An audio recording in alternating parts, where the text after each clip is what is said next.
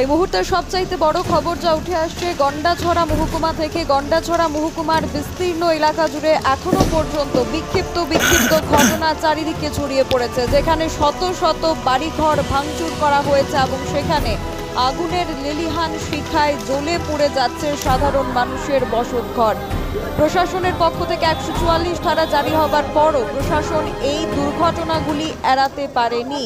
প্রশাসন সম্পূর্ণরূপে ব্যর্থ হয়ে পড়েছে গন্ডাছড়া এলাকায়।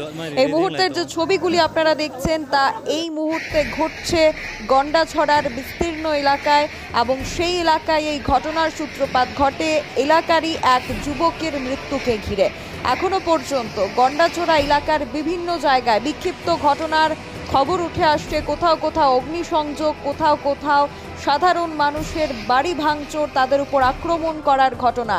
আতঙ্কের মধ্যে দিয়ে বিরাজ করছে গন্ডাছড়া মহকুমার বিস্তীর্ণ বেশ কিছু এলাকা, যার সরাসরি সেই দৃশ্যগুলি আপনারা দেখতে পাচ্ছেন আমাদের সোশ্যাল বাংলায়।